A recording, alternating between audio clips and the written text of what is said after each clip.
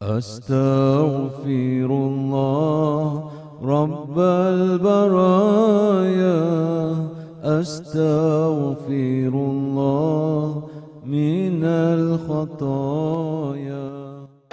أعوذ بالله من الشيطان الرجيم. بسم الله الرحمن الرحيم. السلام عليكم ورحمة الله تعالى وبركاته.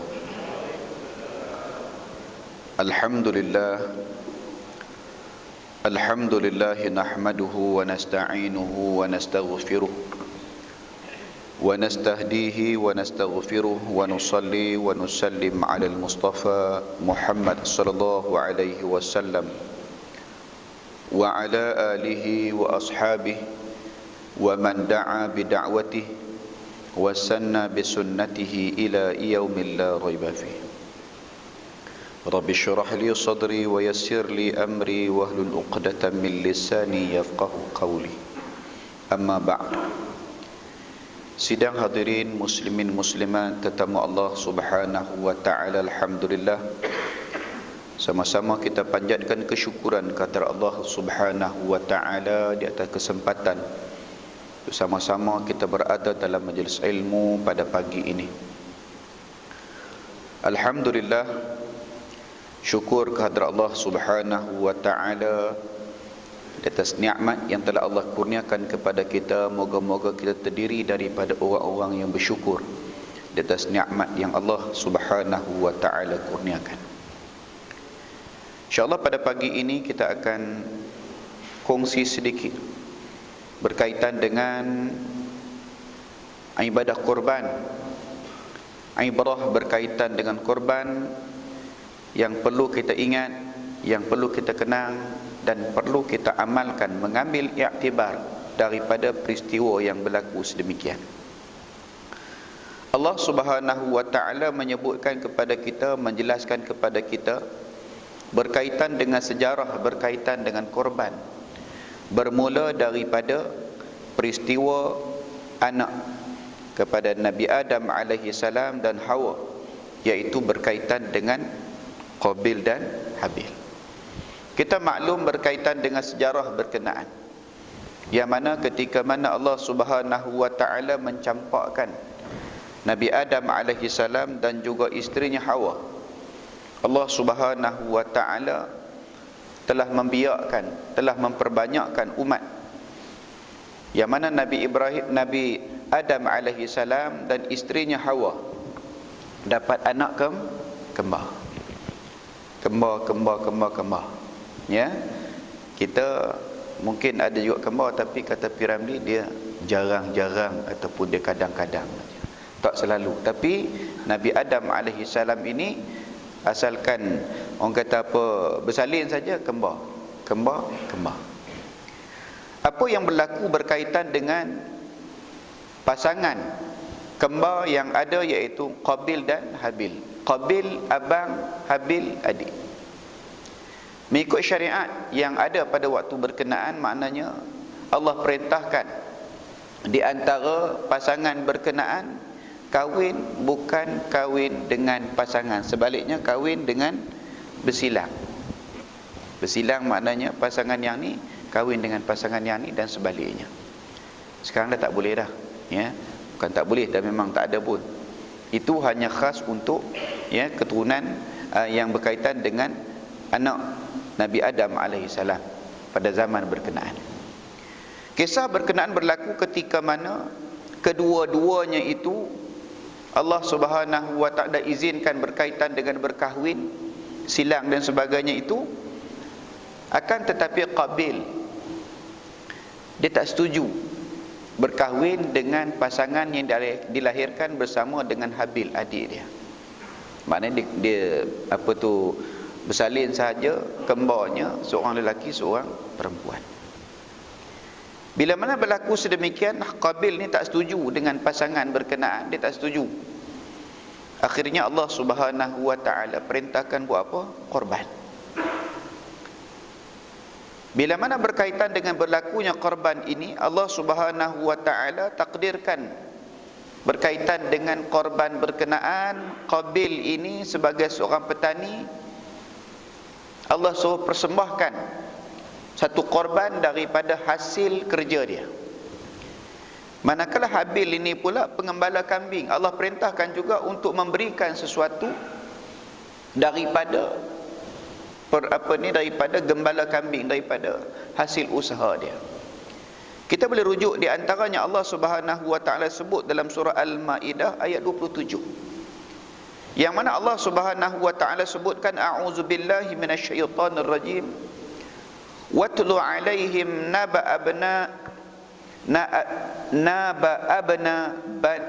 abna Adam bil haqqi idza qarraba qurbanan. Disebutkan dalam Al-Quran, katakanlah wahai Muhammad, bacakanlah oleh kamu wahai Muhammad, naba abna Adam, berkaitan dengan apa kisah anak kepada Nabi Adam, dua orang anak Nabi Adam alaihi salam yang disebut sebagai Habil dan Qabil. Bil haqqi, dengan apa yang berlaku pada waktu berkenaan. Allah sebut dalam Al-Quran, idh qarraba qurbanan, yang mana ketika itu mereka dikehendaki untuk mempersembahkan suatu korban, untuk dengan tujuan apa? Qurbanan, untuk mendekatkan diri kepada Allah Subhanahu wa taala. Maknanya Allah perintahkan kepada Qabil dan Habil, bagilah suatu dalam bentuk pengorbanan yang boleh kamu tunjukkan berkaitan dengan nak dekatkan diri dengan Allah. Apa benda yang boleh kamu persembahkan? Fatuqabbala min ahadihima wa lam yutaqabbal min al-akhar. Allah Subhanahu wa taala terima korban salah seorang daripadanya, iaitu Habil, yakni adik dia. Wa lam tuqabbal, dan tidak menerima minal akhar, daripada yang satu lagi, yakni daripada Qabil. Apa yang dipersembahkan oleh Qabil dan apa yang dipersembahkan oleh Habil? Qabil dia dia petani. Dia bagi dalam bentuk hasil mahsul dia yang kurang elok, yang kurang baik, yang rosak. Sebaliknya Habil seorang penternak kambing, dia bagi kambing dia yang terbaik, kambing dia yang gemuk, kambing dia yang paling dia sayang. Dalam banyak-banyak kambing berkenaan, dia ada kambing yang dia sayang, itu yang dipersembahkan kepada Allah Subhanahu wa taala. Qala la aqtulannak, berkatalah, siapa yang berkata ini? Qabil kata, abang dia kata. Bila mana korban dia tak diterima oleh Allah Subhanahu wa taala, sebaliknya Allah terima korban Habil, adik dia, dia kata sesungguhnya aku akan bunuh kamu. Abang kata pada adik. Qala, kata adiknya Habil, innama yataqabbalullahu minal muttaqin, sesungguhnya Allah akan terima korban daripada orang-orang yang bertakwa. Daripada kisah Habil dan Qabil ini, nanti kita akan tengok, saya akan buat dua kisah, kita akan tengok pengajaran yang perlu kita ambil. Bukan sekadar kita dengar saja, kita kena ambil pengajaran. Sebab yang lalu berkaitan dengan, telah dalam kuliah yang lalu saya sebut, berkaitan dengan peristiwa yang berlaku yang belum berakhir ini pun kita kena ambil pengajaran. Sama juga dengan ibrah daripada peristiwa korban, ambil pengajaran daripadanya. Jadi berkaitan dengan kisah Habil dan Qabil, perkara berkenaan bukan berhenti di situ saja, sebaliknya berlakulah peristiwa pembunuhan manusia yang pertama dalam sejarah manusia, iaitu berkaitan dengan Qabil dan Habil. Kita berhenti kat situ dulu. Cerita yang kedua berkaitan dengan kisah Nabi Ibrahim alaihi salam. Kisah Nabi Ibrahim kita maklum yang ianya disebutkan oleh Allah Subhanahu wa taala berkaitan dengan pengorbanan yang dilakukan oleh Nabi Ibrahim alaihi salam. Yang mana Nabi Ibrahim kita maklum salah seorang daripada rasul yang diberikan gelaran ulul azmi. Nabi Ibrahim alaihi salam dalam sejarah menyebutkan dia berkahwin dengan Siti Hajar, kemudian dia berkahwin dengan Siti Sarah, kemudian dia berkahwin dengan Siti Hajar, dan dengan Siti Hajar inilah ketika mana usia Nabi Ibrahim alaihi salam 89 tahun. Siti Hajar melahirkan anak yang namanya Ismail. 89 tahun tak ada anak, tiba-tiba Allah izinkan, Allah kurniakan kepadanya seorang anak. Sudah pastilah sayangnya bukan main dah. Menanti bukan main lama, puluhan tahun menanti, tiba-tiba Allah kurniakan kepadanya anak. Akan tetapi bila mana Allah kurniakan anak pula, Allah turunkan perintah lagi berkaitan dengan perintah apa? Perintah menyembelih, korbankan anaknya yang mana dinanti berkenaan, Allah suruh korbankan. Ditanya oleh Nabi Ibrahim alaihi salam kepada anak dia, qala ya bunayya inni ara fil manam. Ni nak sebut berkaitan dengan mimpi bagi seorang nabi dan rasul itu adalah ru'yah sadiqah, mimpi yang benar, mimpi yang betul, bukan mainan. Yang kedua, mimpi para rasul merupakan perintah Allah Subhanahu wa taala. Jadi apa yang disebut oleh Nabi Ibrahim, dia kata kepada anak dia, ya, inni ara fil manam, aku lihat dalam mimpi aku, anni azbahuka, aku sembelih kamu. Fanzur maza tara, wahai anak aku, apa pandangan kau? Mungkin tengah menyembang dua-dua orang tu. Nabi Ibrahim kata kepada Nabi Ismail alaihi salam, wahai anak aku, Allah perintahkan aku untuk aku sembelih kamu. Jawapan daripada anaknya itu Nabi Ibrahim alaihi salam, qala ya abati fa'al ma tu'mar. Si anak ini pula menyebutkan berkaitan dengan, wahai bapa, buatlah apa yang Allah perintahkan, satajiduni insyaallahu minas sabirin. Kamu akan dapati aku ini terdiri daripada orang-orang yang sabar. Berkaitan dengan sebelum Nabi Ibrahim alaihi salam itu, berkaitan dengan Siti Hajar. Siti Hajar pula diletakkan oleh Nabi Ibrahim dengan anaknya Ismail di tengah padang yang tandus, tidak ada orang dan sebagainya. Sebaliknya Allah Subhanahu wa taala perintahkan kepadanya untuk asingkan, letakkan Siti Hajar dengan anaknya Ismail. Dan Siti Hajar tanya kepada Nabi Ibrahim alaihi salam, adakah ini perintah Allah? Kata Nabi Ibrahim, ya, perintah Allah. Tinggalkan.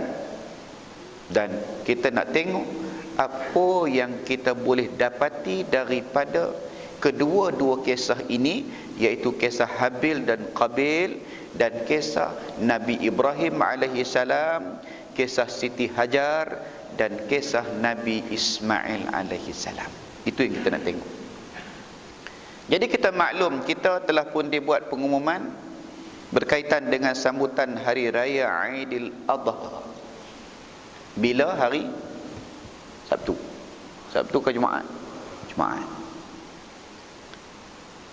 Telah disebutkan berkaitan dengan bermulanya ibadah korban. Kita maklum itu dah perkara basic yang kita maklum. Mula sembelihan adalah selesai daripada sembahyang Hari Raya Aidil Adha sampailah kepada hari tasyrik, itu maklum. Dan inilah yang disebutkan juga dengan menghidupkan, selain daripada nak hidupkan berkaitan dengan bulan korban ini, kita disunatkan untuk bertakbir sepanjang 4 hari berkenaan. Makna selepas main waktu boleh untuk takbir, ganti daripada wirid selepas sembahyang. Dan ibadah korban ini juga merupakan syiar yang perlu kita pegang, yang perlu kita hidupkan, bukan sekadar dalam masyarakat kita, bahkan dalam diri kita. Jangan kita hanya sekadar tumpang tui dengan orang lain saja. Orang lain dah buat korban, aku tak payah lagi dah. Sekurang-kurangnya dalam diri kita ada berkaitan dengan pengorbanan yang perlu kita tunjukkan, yang perlu kita zahirkan. Bagi yang berkemampuan, kita maklum, kalau kita sekarang ni masjid kita buka berapa? 700, 600 setengah. 600,500. Sebab berkaitan dengan harga ini pun kadang-kadang dijadikan sebagai apa? Dijadikan pilihan dan pilihan. Dia akan bandingkan Masjid Tanjung Minyak, dia kata Masjid Tun Khalil 6,5. Naik atas sana lagi Masjid Paya Mengkuang katanya sebagai contoh 700. Naik pergi sana lagi Masjid Bukit Rambai 700,5. Agak-agak di antara 600,5, 700 dengan 700,5, agak-agaknya kita nak pergi ke mana agak-agaknya? Ni nak korban tahun ini. Tanjung Minyak 600,5. Bukit Rambai Paya Mengkuang 700. Naik ke sana lagi Bukit Rambai 700,5. Naik sana lagi 800. Agak-agaknya kita kira-kira agak kita nak ambil yang mana agak-agaknya? 6,5 Tanjung Minyak. Telefon Tok Imam ada lagi tak? 600,5. Saya nak 600,5-nya. 600,5 punya harga. Ya. Kita sebut tadi ni. Kita sebut berkaitan dengan kisah Habil dan Qabil, apa yang mereka buat. Kita lihat pula dalam keadaan masyarakat kita ini sudah pastilah, ya, macam disebutkan tadi, confirm dia akan cari 600,5, 700, 700,5. Penilaian berkenaan kita nak lihat bukan dari sudut harga semata-mata, tidak, tapi berkaitan dengan bagaimana kita nak meletakkan ibadah berkenaan dengan tujuan taqarrub ila Allah, nak dekatkan dengan Allah Subhanahu wa taala, sejauh mana dan sekuat mana kepengorbanan yang boleh kita lakukan berbanding dengan kisah-kisah yang terdahulu dan kisah yang berlaku kepada kita sekarang ini. Kemampuan kita untuk berkorban kerana Allah Subhanahu wa taala, nilaiannya itu duduk dekat mana. Sebab tu kita bagi contoh tadi berkaitan dengan korban, nilaian itu. Sebab kita dalam mazhab Syafi'i hukumnya sunat muakkad. Jadi bila sunat muakkad, perkara yang sangat dituntut, jadi maknanya kita dalam kehidupan kita ini sepanjang setahun itu kita cuba fikirkan macam mana tahun ini sekurang-kurangnya aku nak ambil juga satu bahagian korban. Maknanya azam itu sepanjang tahun berkenaan sampai bulan Zulhijjah ataupun sebelum masuk Zulhijjah dah keluar iklan. Dah keluar iklan macam-macam kaedah dengan tujuan nak tarik perhatian orang. Di antaranya dengan bayaran ansuran. Biasanya ansuran lah biasanya. Sebulan 100, sebulan 50. Tengoklah kalau mampu dari sudut apa setiap bulan, kiraan bahagi tengok siap-siap. Kalau kata 600,5, bahagikan dengan 10 ke 11 ke 9 ke, setiap bulan simpan, setiap bulan simpan. Dengan tujuan apa? Di hujung sebelum berkaitan dengan masuknya bulan Zulhijjah dah selesai untuk satu bahagian korban. Ataupun kalau nak besar lagi, seekor. Sama macam kita khatam Al-Quran, dibahagikan satu hari baca banyak mana, keputusannya apa? Di akhir sekali kita berjaya khatam Al-Quran. Sama juga berkaitan dengan ibadah korban. Maknanya bila mana kita bayar bulanan dalam bentuk korban dalam untuk dapatkan korban berkenaan, sekurang-kurangnya dalam kehidupan kita setiap bulan itu nilaian ataupun ingatan kita kepada korban itu ada dalam diri kita. Berbanding dengan kita bagi terus, nah, mam, ni 600,5 korban saya tahun ni.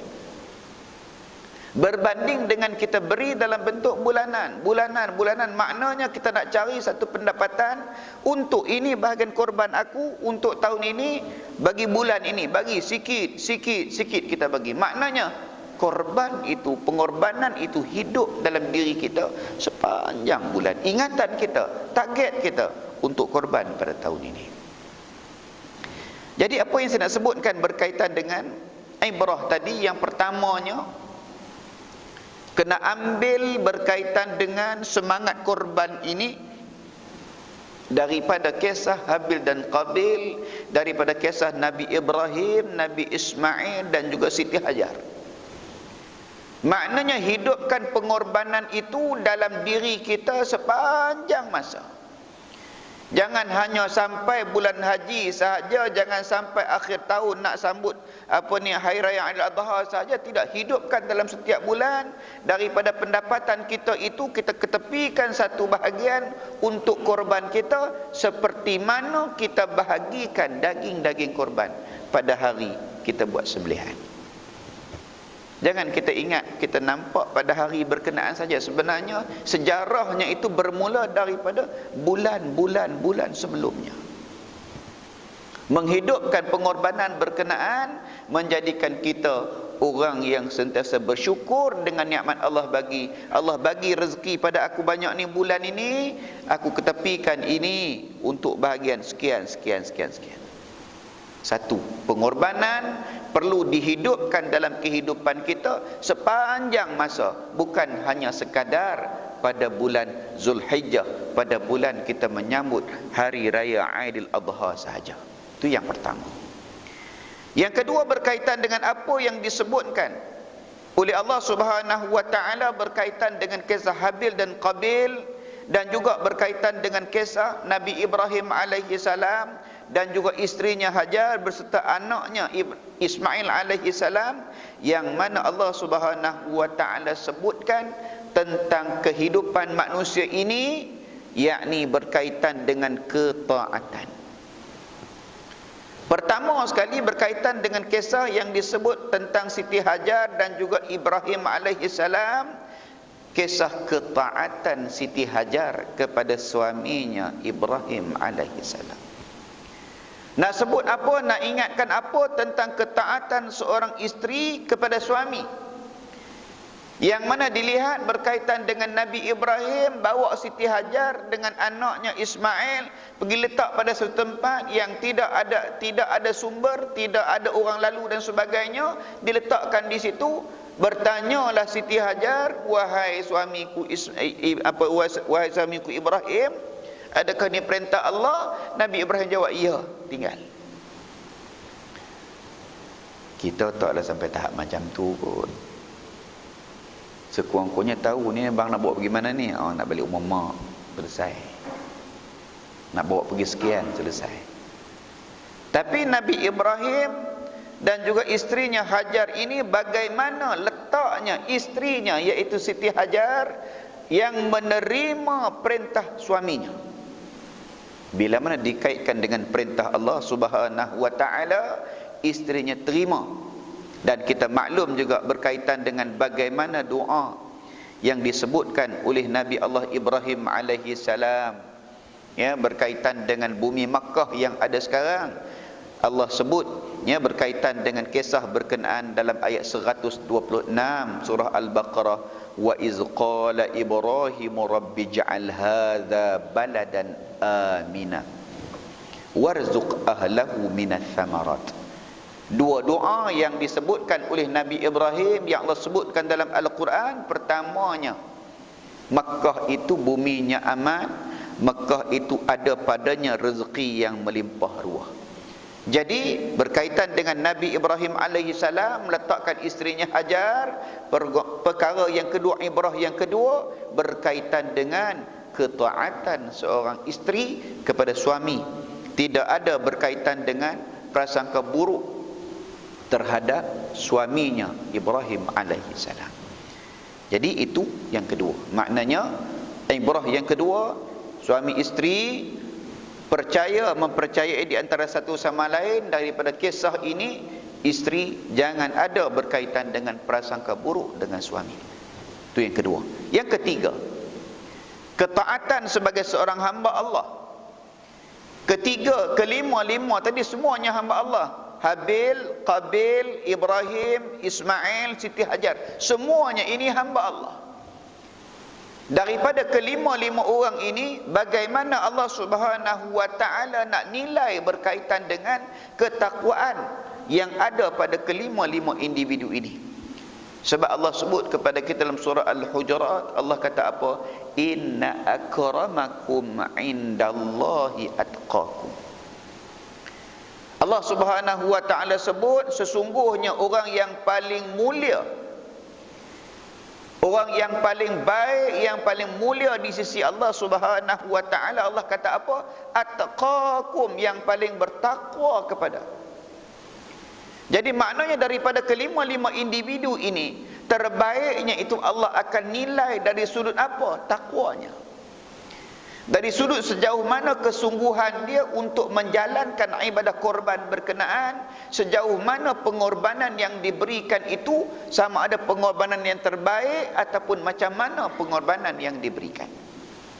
Jadi dalam arti kata ketaatan sebagai seorang hamba, dari sudut berkaitan dengan korban, sudah pastilah kita kena memberikan sesuatu yang terbaik. Berdasarkan kisah yang disebutkan, dua kisah ini, mana yang terbaik yang boleh kita jadikan sebagai apa? Pengorbanan kita kepada Allah Subhanahu wa taala. Itulah ibadah korban. Sama juga dengan ibadah yang lain. Apa yang terbaik yang boleh kita bagi pada Allah sebagai tanda kita sebagai hamba-Nya yang bersyukur di atas nikmat yang Allah bagi. Cari yang terbaik untuk kita bagi pada Allah, untuk kita persembahkan kepada Allah Subhanahu wa taala. Sebab tu dalam kehidupan kita, kita nakkan sesuatu yang terbaik. Semua bidang, semua bahagian kita nak yang terbaik. Sama juga dalam bidang ibadah, kita nak yang terbaik. Kita dah belajar bagaimana nak dapatkan ibadah yang terbaik. Sebagai contohnya, sembahyang fardu 5 waktu. Sembahyang yang terbaiknya, sembahyang secara berjamaah yang terbaik. Maknanya bagi orang yang melakukan sembahyang, menjalankan ibadah sembahyang yang dilakukan dengan cara berjamaah, itu yang terbaik daripada sembahyang secara seorang diri. Maknanya apa? Pengorbanan kita untuk dapatkan yang terbaik, untuk kita persembahkan kepada Allah Subhanahu wa taala. Maknanya penghidupan kita itu penuh dengan pengorbanan. Sejauh mana kita berkorban untuk dapatkan sesuatu yang terbaik, untuk kita persembahkan pada Allah. Contoh yang paling mudah sebut semayang tadilah. Maknanya semayang kita boleh lakukan dengan cara yang terbaik, di antaranya berkaitan dengan secara berjamaah, berbanding dengan seorang diri. Berjamaah pula yang terbaik pula bagi yang lelaki di mana? Di masjid. Maknanya ranking dari sudut sembahyang seorang diri, sembahyang berjamaah di masjid, kita nampak kedudukannya itu kedudukan yang berbeza, walaupun ibadahnya ibadah yang sama. Ini nak dikatakan berkaitan dengan adakah subur dalam kehidupan kita ini pengorbanan. Sejauh mana pengorbanan yang boleh kita tunjukkan untuk kita nak dekatkan diri dengan Allah. Sejauh mana pengorbanan yang boleh kita berikan dengan tujuan untuk taat pada Allah. Kalau sekadar itu yang boleh kita buat, alhamdulillah. Kemampuan kita, tengok kepada kemampuan kita. Kemampuan berkenaan sudah pastilah kita perlu tingkatkan daripada satu tahap kepada satu tahap yang lain. Jadi perkara ketiga, ketaatan sebagai seorang hamba Allah ini, kita kena tengok kedudukan kita di mana. Kedudukan sebagai seorang suami, kedudukan sebagai seorang isteri, kedudukan sebagai seorang anak. Bagi kisah Nabi Ibrahim, Nabi Ismail dan Siti Hajar. Ketaatan sebagai hamba ini, sebagai bapa taat pada Allah, sebagai ibu, sebagai mak taat kepada Allah, sebagai anak taat kepada Allah Subhanahu wa taala. Maknanya ketaatan kita sebagai hamba Allah ini dipersembahkan dalam kisah yang saya sebutkan tadi, Habil, Qabil, Ibrahim, Hajar dan juga Ismail. Kita pun sebagai hamba Allah sudah pasti kita nak berikan sesuatu yang terbaik kepada Allah Subhanahu wa taala melalui ibadah korban kita. Jadi ada kesempatan lagi, sempat lagi, carilah kalau rasa cukup untuk berkorban. Tapi dah tutup kot. Dah tutup dah. Dah terlambat. Nak juga kena buat sendirilah. Tapi kena ada SOP dia kan. Nak sembelihnya dan sebagainya. Okey, itu ketaatan sebagai hamba. Lagi yang berikutnya, yang keempat, berkaitan dengan apa? Kasih sayang seorang ibu terhadap anak dia.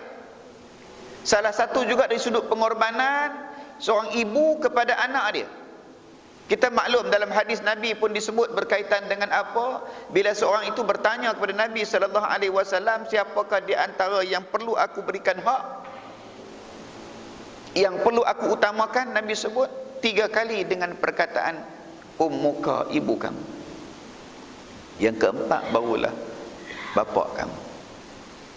Nak disebutkan berkaitan dengan apa? Kisah yang ditunjukkan tentang Siti Hajar dan anaknya Ismail, bagaimana sayangnya seorang ibu kepada seorang anak. Yang mana kisah berlaku di antara Nabi Ibrahim, ketiga-tiga individu ini dirakamkan dalam ibadah haji. Bagaimana yang disebutkan Siti Hajar berlari daripada Safa dan Marwah. Bukan zaman yang ada sekarang. Waktu berkenaan, waktu yang kontang, waktu yang orang kata apa, tak ada apa-apa. Siti Hajar nampak seolah-olah macam di Safa, nampak macam ada air. Disebut apa tu? Fata Morgana. Nampak macam ada air, dia berlari ke sana untuk dapatkan air. Sebab apa? Ismail dah menangis. Bekalan dah habis, air dah habis, kurma dah habis. Nampak Marwah balik, macam ada air, patah balik ke Marwah. Disebutkan dan dirakamkan dalam peristiwa berkaitan dengan ibadah sa'i. Nak tunjukkan apa? Berkaitan dengan bagaimana kentalnya seorang ibu untuk menjaga kemaslahatan anaknya, termasuk juga pengorbanan yang dinyatakan oleh Allah Subhanahu wa taala berkaitan dengan kisah berkenaan. Bukan makna katanya bapa tak ada pengorbanan terhadap anak, ada. Cumanya Allah highlightkan, Nabi highlightkan berkaitan dengan pengorbanan seorang ibu terhadap anak ini dengan tujuan untuk memberikan semangat kepada mereka untuk terus berkorban kepada anak-anak. Dan kisah yang berlaku ini, bagaimana Siti Hajar itu memberikan kasih sayang kepada anaknya dengan memberikan keperluan anaknya, iaitu berkaitan dengan air yang diperlukan. Cumanya patah balik kepada kita zaman kita sekarang ini, kita kena tengok keperluan-keperluan yang diperlukan, bagaimana keperluan berkenaan boleh menjadikan anak kita sebagai anak yang saleh dan salihah. Kalau Nabi Ibrahim alaihissalam, Siti Hajar dan juga Ismail ini, bagaimana kita tengok sejarahnya dengan adanya bagaimana bagaimana Jibril alaihissalam bantu dan sebagainya, sehingga terbitnya telaga Zamzam dan sebagainya, yang didapati sampai sekarang bertepatan dengan doa yang didoakan oleh Nabi Ibrahim untuk dapatkan Makkah itu bumi yang aman, bumi yang subur dengan tanam-tanaman. Seterusnya ibrah yang berikutnya, yang kelima, berkaitan dengan apa? Berkaitan dengan ketakwaan kepada Allah Subhanahu wa taala itu akan membuahkan sesuatu yang terbaik. Ketakwaan kepada Allah itu membuahkan sesuatu yang terbaik. Berdasarkan ayat juga Allah sebut, inna akramakum indallahi atqakum. Bagaimana nak menjadikan diri kita ini di antara yang terbaik di sisi Allah Subhanahu wa taala? Tidak lain tidak bukan takwa pada Allah Subhanahu wa taala. Sebab nilaian berkenaan nilaian takwa ini bukan kita boleh bagi. Sebaliknya Allah yang akan nilai kita, Allah akan tengok kita, jenguk dalam hati kita, adakah kita ini takwa ataupun tidak. Nilaian Allah. Sejauh mana ibadah yang kita buat, ibadah korbannya, ibadah puasanya, ibadah sembahyangnya, nilaian itu Allah yang nilai pada kita. Nak tengok kita ini bertakwa ataupun tidak. Sejauh mana, sepanjang mana takwa yang ada pada diri kita. Allah nilai, tuan-tuan. Allah nilai. Walaupun dia sebutkan tadi 600,5, 700, 700,5, jangan kita katakan, kita hentam dia, apalah engkau ni, yang ada yang 700,5, yang 600,5 kau ada. Rasa-rasa kalau yang 400,5, 400,5 pun kau nak ambil. Jangan kita nilai sedemikian. Sebab kita kena tengok pada diri dia, kemampuan pada dia. Andai kata 400,5 itu pun telah dikumpulkan daripada bulan Muharram yang lalu, sampailah sekarang baru cukup 400,5. Cuba tengok bandingan nilai. Kalau yang boleh mampu keluar kat poket, nah 700,5, ni bahagian korban aku hari ini, berbanding dengan hamba Allah tadi, dia mampu 400,5 saja. Itu pun dikumpul daripada apa? Bulan Muharram, pusing balik dah 11 bulan, baru cukup 400,5. Nampak tak nilai pengorbanan yang ada pada diri seseorang berkenaan? Bukan makna kata yang boleh bagi 7,5 tu orang kata apa kurang takwa dia, tidak. Tapi nak sebutkan tentang apa? Tentang penghayatan korban itu sepanjang masa. Bagi yang berkurang tadi ni, nak korban sebanyak 400,5 saja saya ada. Kebetulan ada bahagian 400,5 sebagai contoh. Sebab nilaian itu berbeza dari sudut individu masing-masing. Kita bagi contoh lah, ada RM10. Dalam poket ada RM10. RM10 ni saja yang ada. Nak derma berapa ringgit? Nak derma RM5. Kalau nak derma RM5, nilaiannya dah 50%. Berbanding dengan dalam poket kita ada RM50. Kalau RM50 nak bagi juga sama dengan apa? Dengan hamba Allah tadi yang bagi RM5 daripada RM10 tadi. Yang tadi dia bagi 50% daripada apa yang ada dalam poket dia. Apa yang mampu dia bagi, berbanding dengan yang 50 sebagai contoh, dia nak bagi nilai yang sama RM5. Baru 10%. Itu dari sudut kuantiti nilai yang boleh kita nilai. Maknanya kita jangan tengok dari sudut perkara berkenaan, kita kena tengok dalam. Sebab apa? Allah dah sebut orang yang paling mulia di sisi Allah Subhanahu wa taala, orang yang paling bertakwa. Bagaimana dia nak mempersembahkan sesuatu kepada Allah Subhanahu wa taala berdasarkan kemampuan yang dia boleh berikan, berdasarkan sejauh mana kekuatan yang dia boleh lakukan untuk berkorban kepada Allah Subhanahu wa taala.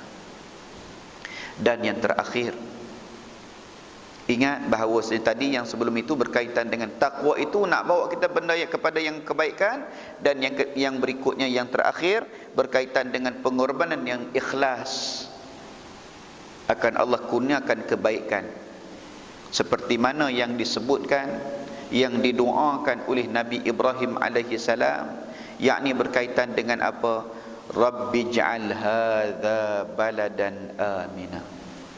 Tengok bagaimana pengorbanan Nabi Ibrahim meletakkan isterinya Hajar dan anaknya Ismail disebut sebagai bumi yang tandus, tak ada apa-apa. Akhirnya Allah Subhanahu wa taala munculkan yang disebut sebagai Makkah Al-Mukarramah ataupun disebut sebagai Bakkah. Kemudian Allah berikan kepadanya berkaitan dengan apa? Tanaman yang subur, timbulnya air Zam-Zam sehingga menjadikan Makkah itu subur, makmur dan didatangi oleh seluruh penduduk dunia. Cuma pada tahun ini ditangguhkan. Cuma dibuka hanya untuk penduduk sana saja dan juga yang bekerja, yang bertugas di sana. Mana-mana yang daftar dapat naik nama tahun ni, dia akan pindah kepada tahun hadapan.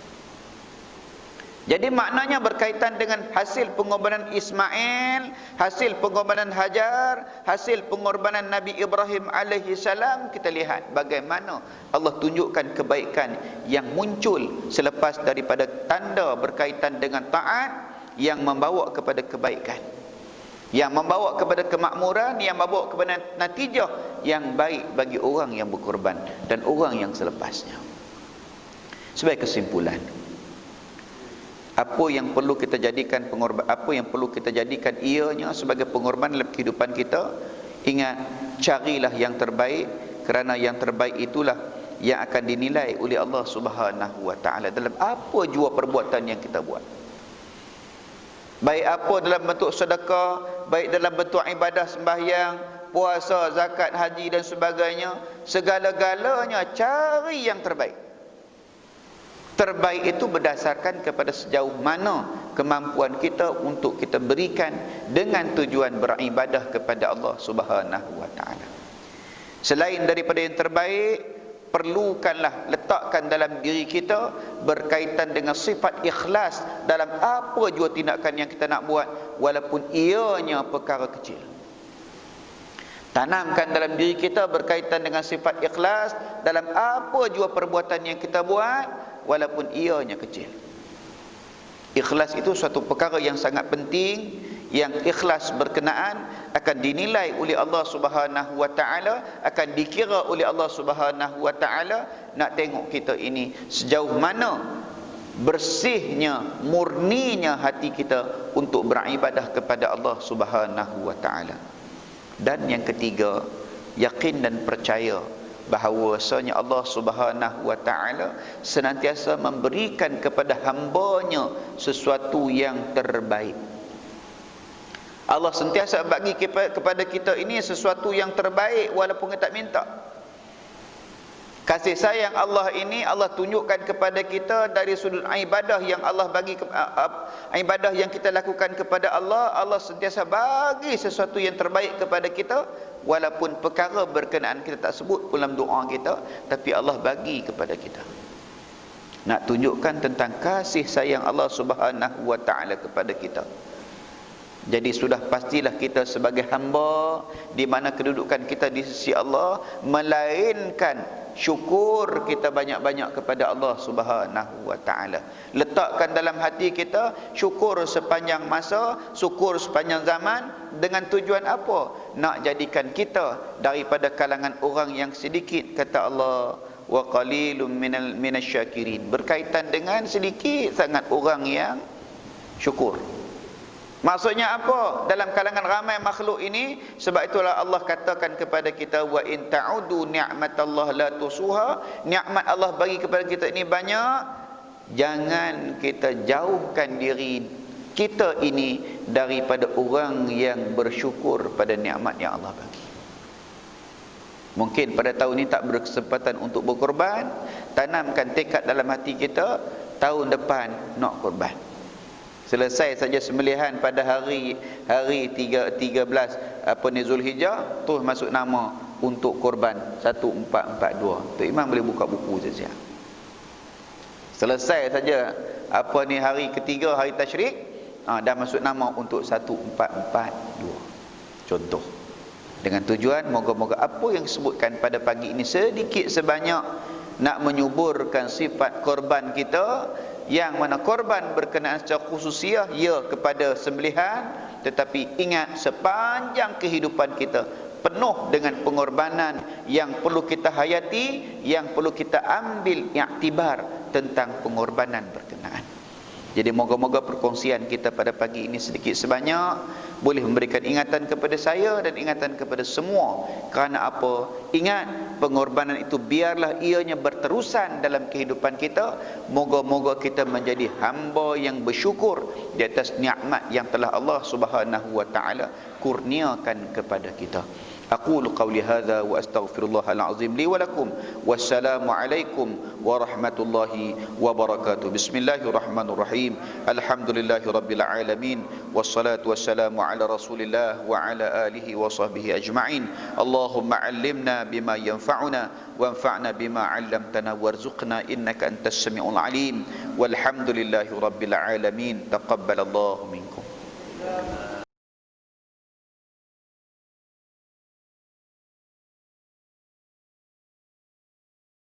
أستغفر الله رب البرايا، أستغفر الله من الخطايا.